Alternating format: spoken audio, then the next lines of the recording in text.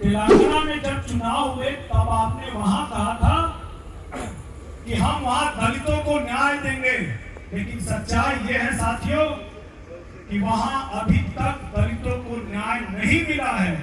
Supreme court से वर्गीकरण, आरक्षण में वर्गीकरण का ऑर्डर हुआ था, लेकिन इस बात को बड़ी मजबूती से किसी ने अगर उठाया केंद्रीय मंत्रिमंडल में और अपना फैसला ये कहा कि हमारी पार्टी वर्गीकरण के पक्ष में नहीं है, केंद्रीय मंत्रिमंडल से भारत सरकार की तरफ से ये प्रस्ताव को स्वीकार किया गया।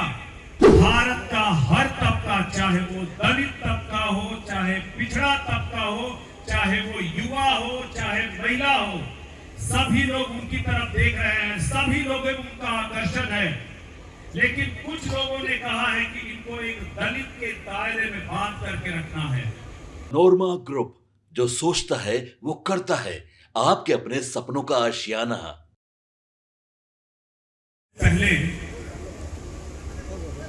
अभी जो कुछ दिनों पहले युद्ध का माहौल था, जहां पर हमारे सैनिकों ने बड़ी जाबाजी से लड़ाई लड़कर हम लोगों को महफूज रखा है और आतंकवाद को जो उन्होंने जवाब देने का काम किया है, इसके लिए हम लोग अपने सेना का आभार प्रकट करते हैं और यह विश्वास दिलाते हैं कि हमारी पार्टी का एक एक नेता, हमारी पार्टी का एक एक कार्यकर्ता सेना के साथ, सेना के परिवार के साथ, उनके परिजनों के साथ हर सुख दुख में खड़ा है।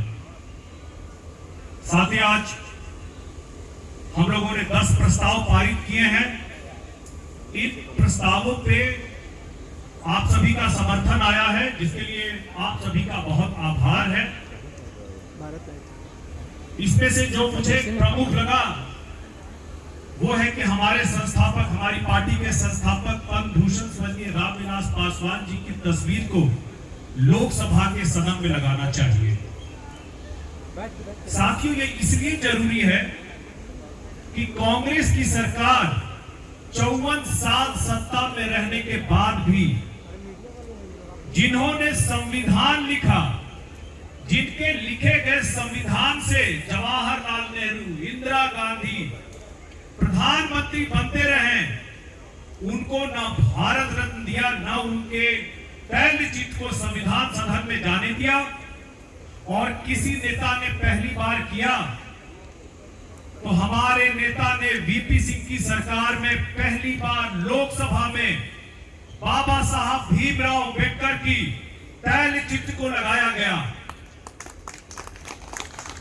साथियों, जिन्होंने बाबा साहब की तस्वीर को लोकसभा के सदन में लगाया, जिनको हम लोग अब दूसरा अंबेडकर बोलते हैं, उनकी भी तैलचित्र को लोकसभा के सदन में लगाया जाए, ये हमारी मांग है, ये हमारा प्रस्ताव है।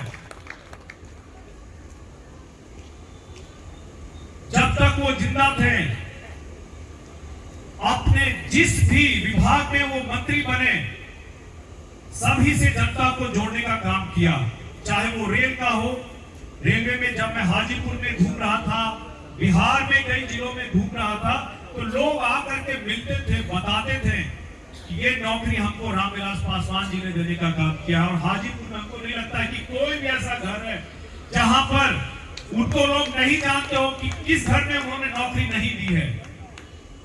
जब वो स्टील के बने, केमिकल के बने, फर्टिलाइजर के बने, और अभी हाल ही में जब वो सिविल सप्लाईज के मंत्री थे, कोरोना काल था और उनको यही चिंता थी कि जो भी लोग इस कोरोना काल में घर जाएंगे वो खाने का कैसे इंतजाम करेंगे, और उसके लिए उन्होंने प्रधानमंत्री अन्न योजना शुरू की, जिसके कारण परिवार के हर सदस्य को अन्न मिलता है। और आज भी उनके नहीं रहने के बाद आज भी ये चला आ रहा है। इसके लिए हमारे संस्थापक स्वर्गीय रामविलास पासवान जी को बहुत अभिनंदन है, उनको याद रखा जाएगा और उनके नाम पर उनके चित्र को संसद सत्र में लगना चाहिए, संसद भवन में लगना चाहिए। उनके बाद हमारे राष्ट्रीय अध्यक्ष जी ने विषम परिस्थितियां झेलकर वो इस मकाम पर आज उन्होंने अपने आप को, अपने पार्टी को स्थापित किया है, जहां से भारत का हर तबका, चाहे वो दलित तबका हो, चाहे पिछड़ा तबका हो, चाहे वो युवा हो, चाहे महिला हो, सभी लोग उनकी तरफ देख रहे हैं, सभी लोगों में उनका आकर्षण है। लेकिन कुछ लोगों ने कहा है कि इनको एक दलित के दायरे में बांध करके रखना है। साथियों, चिराग पासवान जी को सिर्फ दलित नेता के दायरे में बांध के रखने की जो साजिश रही है लोगों की, इसको तोड़ करके आगे बढ़ना है।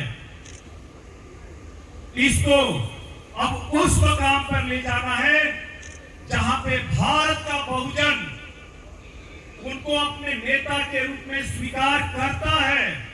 हम कार्यकर्ता अपनी मेहनत से, अपनी ताकत से उनको बहुजन के रूप के नेता के रूप में स्थापित करेंगे आने वाले समय में।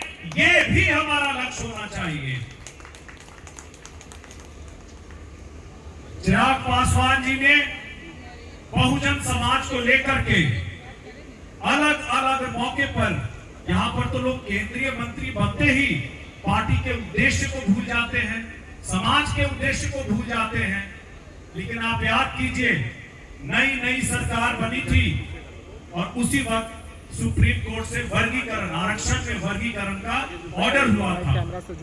लेकिन इस बात को बड़ी मजबूती से किसी ने अगर उठाया केंद्रीय मंत्रिमंडल में और अपना फैसला ये कहा कि हमारी पार्टी वर्गीकरण के पक्ष में नहीं है, केंद्रीय मंत्रिमंडल से, भारत सरकार की तरफ से ये प्रस्ताव को स्वीकार किया गया। उसी तरह से लैटरल एंट्री पे जब आया तो हमारी पार्टी के पक्ष को बड़ी मजबूती से केंद्रीय मंत्रिमंडल में रखते हुए चिराग पासवान जी ने वहां भी इसको पारित करवाया। पक्ष का बिल आया था, पार्टी का अपना एक पक्ष था, पार्टी ने अपने पक्ष को बड़ी मजबूती से गरीब मुसलमानों के पक्ष में, दलित मुसलमानों के पक्ष में, वो पसमानदा मुसलमान, वो अंसारी मुसलमान के पक्ष में रख करके इसका समर्थन करके आगे बढ़ाया है, ताकि अब मुस्लिम समाज से भी जो गरीब है, जो दबा कुचला है, जो आगे नहीं बढ़ पाया है, जो कांग्रेस और पिछले सरकारों के नीतियों के कारण मुख्य धारा से नहीं जुड़ पाया है, वो भी जुड़ पाए। जो आदमी अपने केंद्रीय मंत्रिमंडल के पद के बारे में न सोचते हुए पार्टी के लक्ष्य, पार्टी के उद्देश्य, समाज के बारे में सोचता हो, उसको बहुजन के नेता के रूप में स्थापित होना ही चाहिए। साथियों, इसके साथ ही बिहार का प्रभार लेने के बाद पहले मैं झारखंड का प्रभारी था और वहां हम लोग को बहुत कम समय में गठबंधन में हम लोग एक सीट लड़े, बहुत मजबूती से लड़े। जनार्दन पासवान जी से बात हुई तो संस्थापक के पार्टी से इनके पुराने रिश्ते के बारे में पता चला, तो लगा कि इन्हीं को पार्टी का टिकट का कमान दिया जाए। और क्या चुनाव लड़े, मतलब मैं चतरा में जिस भी क्षेत्र में गया, जहां भी गया, सभी लोगों ने कहा कि इस क्षेत्र में एक भी घर ऐसा नहीं है जहां जनार्दन पासवान जी ना गए हो, उस परिवार से ना जुड़े हो। और कहते थे वहां पे कि एक समाज का बहुल क्षेत्र है, लेकिन वहां भी हम लोगों ने जो मेहनत किया, जो सब जगह घूमे, और खास करके हमारे जनार्दन पासवान जी की मेहनत जो लगातार 5 साल जनता के बीच में बने रहे, आज यहाँ पर एक बड़े मार्जिन से जीतकर हमारे विधायक और हमारे स्ट्राइक रेट को मेंटेन करने वाले, 100% स्ट्राइक रेट को मेंटेन करने वाले जनार्दन पासवान जी साक्षात यहाँ मौजूद हैं। और उन्होंने भी बताया है आपको कि जो मेहनत, जो रणनीतियां, जो कार्यक्रम, जो हम लोगों ने अलग अलग कार्यक्रम झारखंड में किए, वही हम लोग बिहार में करके अपने जितने भी पार्टी के कार्यकर्ता हैं, पुराने कार्यकर्ता हैं, जो पार्टी के साथ हर सुख दुख में जुड़े रहे हैं, उन सभी को जहां तक हो सके मौका देने का काम इस बार चुनाव में करना है। साथियों, अभी आपने देखा होगा कल राहुल गांधी आए हुए थे और आकर के फिर वही पॉकेट से संविधान निकाल करके बता रहे थे कि संविधान की रक्षा हम करेंगे। संविधान रचिता बहुजन, संविधान बहुजनों के लिए और रक्षा करेंगे राहुल गांधी। अरे बहुजनों का लिखा हुआ संविधान है तो बहुजन ही इसकी रक्षा करेगा, कोई राहुल गांधी रक्षा नहीं करेगा। और राहुल गांधी तो 2004 से 2014 तक सत्ता में थे, युवराज बने घूम रहे थे। बताइए, क्या उस समय जातीय जनगणना का बिल नहीं ला सकते थे? क्या उस समय निजी क्षेत्र में आरक्षण का बिल नहीं ला सकते थे? लेकिन आज जब चुनाव पास दिख रहा है तो अपना राज्य जहां उनकी सरकार है, जहां उनको जा करके न्याय करना चाहिए, वहां छोड़ करके एक राजनीतिक टूरिस्ट बन करके बिहार में घूम रहे हैं और घूम करके हर जगह बोल रहे हैं कि हम दलितों को न्याय देंगे।